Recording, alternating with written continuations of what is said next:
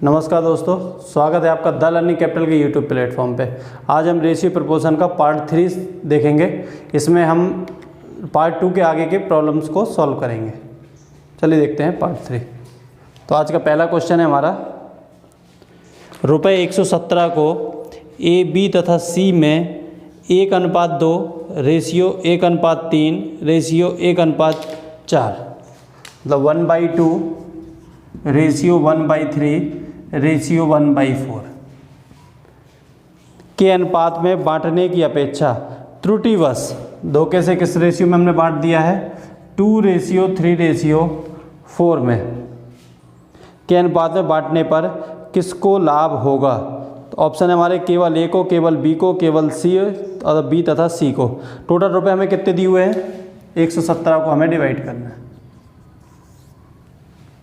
करना था हमें इस रेशियो में, हो गया है इस रेशियो में। तो इसको पहले हम बना लेते हैं रेशियो के फॉर्म में। 4 3 12 एलसीएम ले लें तो 2 6 12 3 4 12 4 3 12, यानी हम ये कह सकते हैं कि ये किस रेशियो में है, 6:4:3 में। अगर हम यहाँ से देखें तो टोटल अमाउंट हमारा कितना हो रहा है, 13। त्रुटिवश हमने इस रेशियो में बांट दिया, यहाँ से कितना हो रहा है, 4 3 7 2 9। एक तरीका हमारे पास क्या है कि हम इसका क्या करें, 6 4 10 13 इससे कंपेयर करें, 6 की वैल्यू निकालें, 4 की निकालें, 3 की निकालें, फिर एक बार 9 से कंपेयर करें। पर हम देखो कैसे करते हैं इसको, इनको इक्वल कर लेते हैं इस अमाउंट को। तो इस अमाउंट को इक्वल करने के लिए हमें यहाँ किससे इंटू करना पड़ेगा, 9 से। तो हम इसमें 9 से इंटू कर देते हैं। यहाँ किससे इंटू करना पड़ेगा, 13 से। यहाँ 9 से इंटू किया तो क्या हो जाएगा, 9 6 9 4 36 9 3 27। तो ये हो गया हमारा। यहाँ से देखें कितना हो गया इंटू करने के बाद, 26 रेशियो 39 रेशियो 52, सब इंटू कर लिया हमने। अब देखते हैं उसने क्वेश्चन में क्या पूछा था हमसे, अनुपात में बांटने पर किसको लाभ होगा। देखो अब अमाउंट हमारा इक्वल हो चुका है, जरूरी नहीं कि हमें 117 से या कोई भी वैल्यू हो सकती। ये अमाउंट इक्वल है, ये भी अमाउंट इक्वल हो गया। इस अमाउंट को हमने इस तरह से बांटा, ए को 26 दिया, बी को 39 दिया, सी को 52 दिया। उसी अमाउंट को यहाँ ए को 54 मिला है, बी को 36 मिला और सी को 27 मिला है। तो उसने क्या पूछा हमसे क्वेश्चन में, किसको लाभ होगा। तो देखते हैं यहाँ पे, इसको 54 मिला, यहाँ 26 मिला, तो लाभ नहीं हुआ, यानी ए को प्रॉफिट नहीं हो रहा। 36 39 यानी बी को प्रॉफिट हो रहा है, सी को भी प्रॉफिट हो रहा। तो हमारा आंसर क्या होगा, बी और सी को प्रॉफिट होगा। तो ये ऑप्शन है हमारा डी। चलिए देखते हैं नेक्स्ट क्वेश्चन आगे का। रामलाल 2 धनों को अपने 4 पुत्रों ए बी सी तथा डी में क्रमशः 4:3:2:1 क्या दिया हुआ है,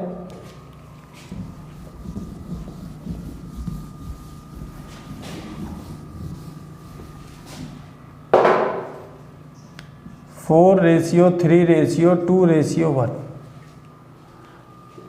तथा 5:6:7:8 तथा 5:6:7:8। 2 अमाउंट है, उनको उसने अपने 4 पुत्रों ए बी सी डी में बांटता है। यदि दूसरा धन पहले धन से दुगना हो, जो दूसरा वाला अमाउंट है, ये वाला जो अमाउंट है ये 2 टाइम्स है, दूसरा धन पहले अमाउंट से दुगना हो तो सबसे अधिक धन प्राप्त करने वाला कौन है। सॉल्व कर लेते हैं इसको। यहाँ से अमाउंट हम देख लेते हैं इसी को यूनिट मेथड से। 4 3 7 2 9 1 10। यहाँ देखें तो ये टोटल अमाउंट कितना है, 10 अगर टोटल अमाउंट होगा तो ए को 4 रुपये मिलेंगे, बी को 3, सी को 2 और डी को 1। यहाँ टोटल अमाउंट देख लेते हैं कितना है, 6 5 11 7 18 18 और 8 26। अभी अमाउंट हमें उसने क्या बोला हमें कि ये जो अमाउंट है ये दुगना है, ये 10 है तो ये 20 होना चाहिए, पर ये 26 है। तो इनको पहले हमें क्या करना पड़ेगा, दुगना बनाना पड़ेगा। तो 2 टाइम्स बनाने के लिए पहले हम इनको इक्वल कर लें। तो इक्वल करने के लिए ये क्या है, 26 को 2 × 13 है और ये क्या है, 2 × 5 है। तो कॉमन फैक्टर के लिए क्या करें हम, इसमें 13 से इंटू कर दें 130, और इसमें अगर हम 5 से इंटू कर दें तो 26 × 5 130। ये अमाउंट होगा इक्वल हमारे, ये अमाउंट इक्वल हो गया। पर उसने तो बोला इस अमाउंट को हमें क्या करना है, 2 गुना। तो 2 गुना अमाउंट करना है, यानी इसमें क्या है 1 से इंटू रहेगा, इसमें किससे इंटू रहेगा 2 से, तो ओवरऑल इसमें किससे इंटू करना है 13 से। 13 से इंटू करेंगे तो 13 4 जा 13 3 जा 39, 13 2 जा 26, 13 1 जा 13।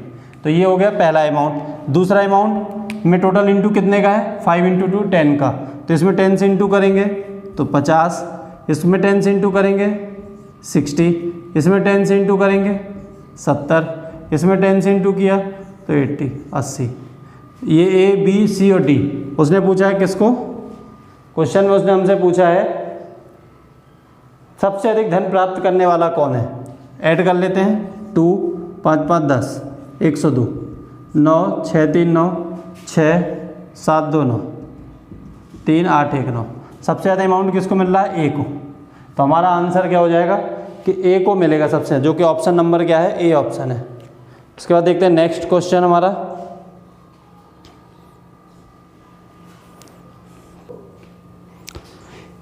ए बी तथा सी के वेतन क्रमशः 1:2:3 में, यदि बी तथा सी का कुल वेतन रुपये 12,000 हो तो ए से सी का वेतन कितने प्रतिशत अधिक है। चलिए देखते हैं इस क्वेश्चन को। अभी तक नहीं था क्या? तो क्वेश्चन हमारा कह रहा है यदि ए बी तथा सी के वेतन क्रमशः 1:2:3, ए बी व सी का रेशियो क्या दिया है वेतन का 1:2:3 दिया है। फिर उसने बोला है यदि बी और सी का कुल वेतन कितना है 12,000 रुपये, बी व सी का कुल वेतन कितना है 12,000 रुपये, बी व सी का कुल वेतन है। तो उसने पूछा है हमसे ए से सी का वेतन कितने प्रतिशत ज़्यादा है, ए से सी का वेतन कितने प्रतिशत ज़्यादा है। देखो एक तरीका तो क्या है, उसने क्या बोला बी और सी का कुल वेतन, तो 3 और 2 5, तो इस 5 से हम किसको कंपेयर कर सकते हैं 12,000 को। तो ये क्या बन गया 1 से डिवाइड कर देंगे तो 5 2 जा 10, क्या बचा 2 5 जो के 20, ये 2400। तो ये 1 = क्या आ गया 2400। तो ए के अमाउंट की बात करें तो ए की वैल्यू 1 है, तो ए के पास कितना होगा वेतन 2400। बी की बात करें तो 2 का मतलब क्या है 2400 इंटू 2 यानी कितना हो जाएगा 4800।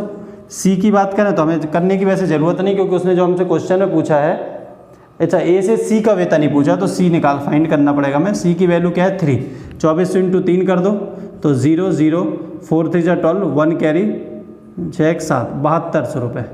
तो ए का है 2400, सी का है 7200।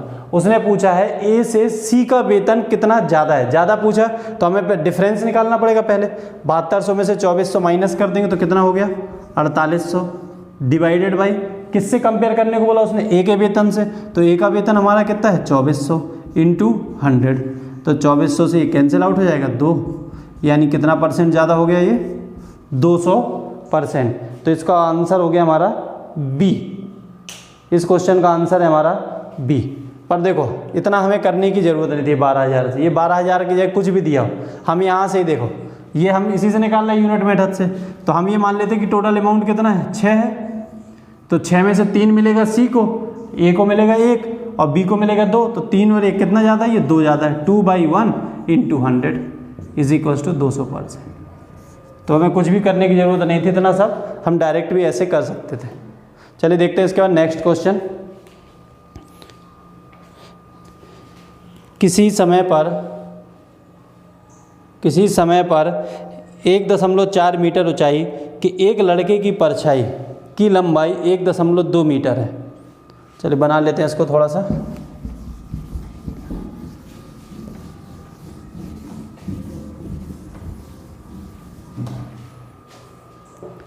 किसी समय पर 1.4 मीटर ऊंचाई के एक लड़के की, ये मान लेते हैं कि लड़के की हाइट है, इसकी परछाई मान लेते हैं अभी यहाँ बन रही, ऊंचाई दी है उसकी 1.4 और परछाई की लंबाई दी है 1.2, तो ये 1.2 मीटर दिया, ये 1.4 मीटर दिया है। उसके बाद उसने बोला है इसी समय पर एक भवन की परछाई की लंबाई 5.4 मीटर है। मान लेते ये एक बिल्डिंग बनी है, इसकी जो परछाई है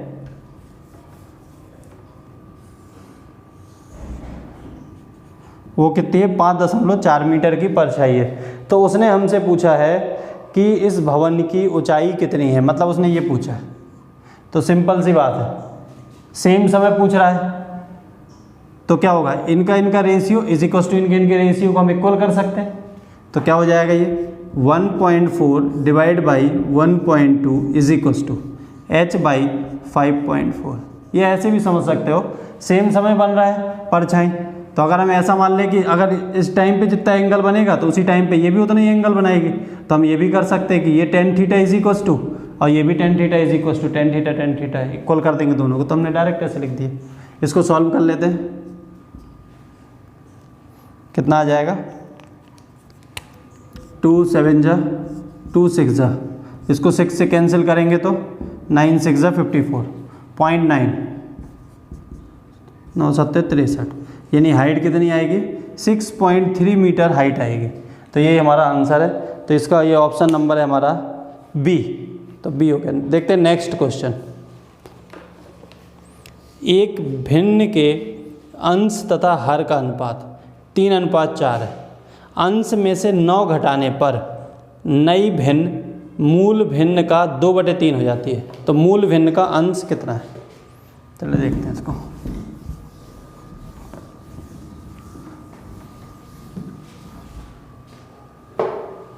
एक भिन्न के अंश तथा हर का अनुपात कितना दिया उसने दे दिया हमें 3:4। फिर उसने बोला है कि अगर अंश में से हम क्या घटा दें 9 घटा दें, मतलब हमें न्यूमरेटर में से क्या करना है 9 को माइनस करना है। अगर इसमें से हम 9 को माइनस कर दें तो क्या हो रहा है, हमारा नई जो भिन्न बन रही है वो मूल भिन्न का 2/3 है। तो मूल भिन्न हमारी क्या है 3/4 है, इसका 2/3 पहले हमने कर लेते हैं। तो 2/3 किया हमने, तो ये क्या आ गया 1:2। यानी जो नई भिन्न बन रही वो क्या बन रही 1:2। ये 3:4 से 1:2 कब बन रही, जब अंश में से 9 घटा रहा है। तो हम यानी कि हर में डिनोमिनेटर में तो कोई चेंजेस नहीं कर रहे। इसका मतलब है कि डिनोमिनेटर क्या होगा, दोनों का सेम होगा। तो डिनोमिनेटर सेम करने के लिए हम इसमें क्या करते हैं 2 से इंटू कर दें। तो क्या हो जाएगा ये 3:4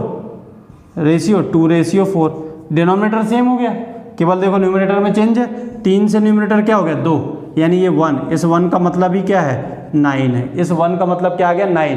क्वेश्चन में उसने क्या पूछा हमसे, क्वेश्चन में उसने पूछा है मूल भिन्न का अंश ज्ञात कीजिए। मूल भिन्न मतलब प्रीवियस भिन्न क्या दी हुई थी 3 दिया हुआ था, मूल भिन्न का अंश। तो 3 का मतलब बताना हमें, तो 3 का मतलब क्या हो जाएगा 9 3 जा 9 3 27। तो आंसर हमारा क्या हो जाएगा 27 इज द आंसर। चलिए देखते हैं इसका नेक्स्ट क्वेश्चन। एक पेटी में 1 दर्जन शीशे थे। पेटी के गिरने पर टूटे हुए तथा बिना टूटे हुए शीशों का अनुपात निम्न में से कौन सा नहीं हो सकता है। कितने शीशे एक पेटी में 1 दर्जन। 1 दर्जन का मतलब कितने शीशे हो गए 12। 1 दर्जन शीशे मतलब उसमें उस पेटी है एक, उसमें 12 शीशे। उसके बाद उसने पूछा है कि पेटी के गिरने पे टूटे हुए शीशे, कुछ शीशे टूट गए कुछ नहीं टूटे। तो उसने पूछा है कि जो ऑप्शन हमारे दिए हुए हैं उनमें से कौन सा नहीं हो सकता। तो ऑप्शन लिख लेते हैं इसमें। सबसे पहले 2:1 दिया हुआ है पहला ऑप्शन। दूसरा ऑप्शन क्या दिया हुआ हमें 3:1। तीसरा ऑप्शन जो हमें दिया है वो 3:2 और नेक्स्ट ऑप्शन दिया है वो दिया हमें 7:5। उसने पूछा है कि अनुपात कौन सा नहीं बन सकता टूटे हुए शीशे का और बिना टूटे हुए शीशों का। तो स्वाभाविक सी बात है जिस रेशियो में दिया है इसका मतलब क्या है कि 2 शीशे टूट गए 1 नहीं टूटा इस अनुपात में। तो हम ये देखेंगे कि ये क्या इस 12 को हम इस पार्ट इसके उसमें रेशियो में डिवाइड कर सकते हैं कि नहीं। अगर डिवाइड कर सकते हैं मतलब इस रेशियो में टूट सकते हैं शीशे। तो 2 1 3 12 से डिवाइड हो जाएगा, यानी 2:1 में तो हम डिवाइड कर सकते हैं, मतलब इस रेशियो में टूट सकता है। 3 1 4 भी 12 से डिवाइड हो जाएगा, यानी इस रेशियो में टूट सकता है। 7 5 12 ये भी डिवाइड हो जाएगा, यानी 3 2 5 ये डिवाइड इससे नहीं हो रहा, यानी इस रेशियो में हम डिवाइड नहीं कर सकते हैं, यानी इस अनुपात में नहीं टूट सकते हैं। वैसे देख लेते जैसे देखो 2 1 3 है। इस कहने का मेरे मतलब क्या है 3 को हम क्या करेंगे कंपेयर 12 से, तो 1 मतलब 4, 1 का मतलब 4, यानी ये 4 हो गया और ये क्या हो गया 4 2 साइड। इसका मतलब है इस वाले ऑप्शन से कि 8 शीशे पहले उसने क्या बोला था गिरने पे टूटे हुए, हाँ 8 शीशे टूट गए हैं 4 नहीं टूटे हैं। 3:1 दिया यानी 4 को कंपेयर करेंगे किससे 12 से, यानी 1 का मतलब क्या हो गया 3। तो यहाँ से 3 का मतलब क्या हो जाएगा 9 और 1 का मतलब 3 है। इसका मतलब क्या है 9 टूट गए शीशे 3 नहीं टूटे हैं शीशे। 3 2 5, 5 को जब हम 12 से कंपेयर करेंगे तो ये डिवाइड ही नहीं होगा पॉइंट में, ऐसा तो हो नहीं सकता कि पॉइंट में टूटेंगे, तो ये नहीं हो, यानी आंसर यही सही है, ये डिवाइड नहीं हो रहा, तो ये ऑप्शन हमारा सही, तो सी इज़ द आंसर। चलिए देखते हैं इसका नेक्स्ट क्वेश्चन। एक 60 लीटर के मिश्रण में दूध तथा पानी का अनुपात 3:1 है। इस अनुपात को 2:1 करने के लिए इसमें कितना पानी और मिलाया जाना चाहिए? चलिए देखते हैं इसको।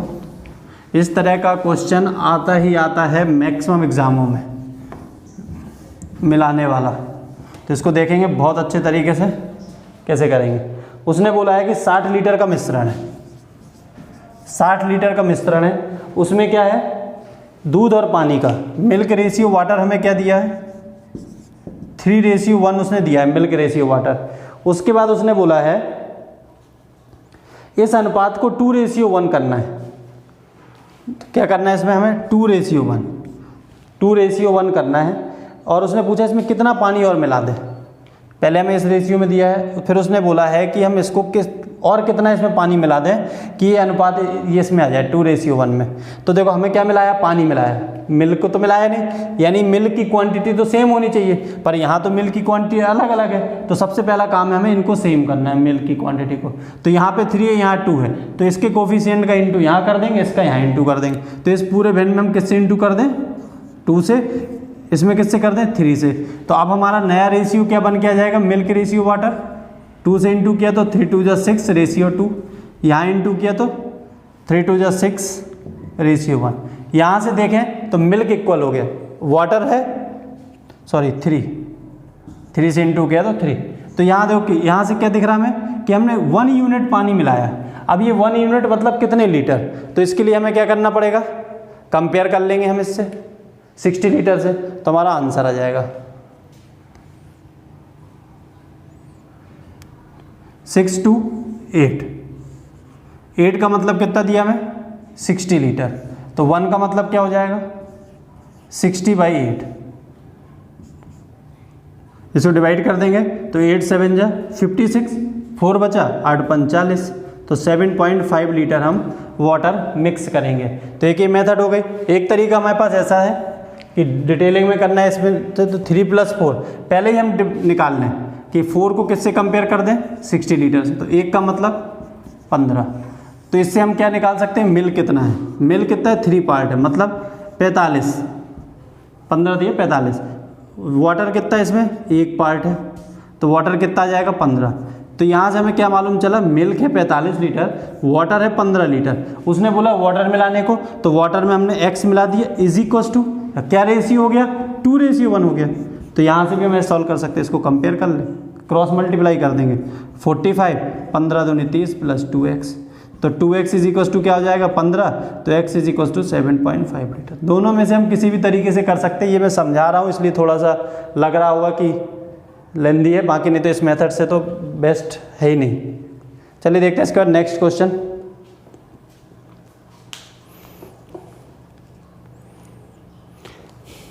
दो बर्तनों ए तथा बी में दूध और पानी के मिश्रण क्रमशः 5:3 और 2:3 के अनुपात में है। इन मिश्रणों को किस अनुपात में मिलाया जाए कि नए मिश्रण में आधा दूध और आधा पानी हो? चलो देख लेते हैं इसको।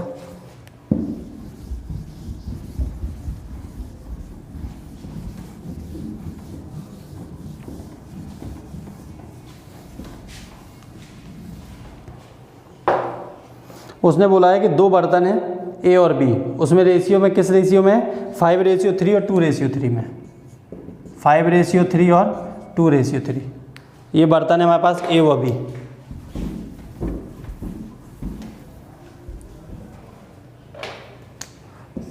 ए में है 5:3 में, बी में है 2:3 में। किसका मिक्सचर है ये, दूध और पानी का। फिर उसने बोला इन मिश्रणों को किस अनुपात में मिलाया जाए कि नए मिश्रण में आधा दूध और आधा पानी रहे। ठीक है, सबसे पहले हम टोटल देख लें, इसमें कितना है 8 है, इसमें कितना है 5 है। तो सबसे पहले हमारा काम है कि हम इनको इक्वल कर लें। क्यों कर रहे हैं वही बताता हूँ। तो इसमें 5 से इंटू कर लेंगे, इसमें 8 से कर लेंगे। अब हम ये कह सकते हैं कि मिश्रण इक्वल है, पर उसने हमसे बोला है कि कितनी कितनी क्वांटिटी लें। हम इस पार्ट इसका कितना लीटर लें, इसका कितना लीटर लें, कि हमारा जो अनुपात हो जाए वो मिल्क और वाटर का वो इक्वल हो जाए।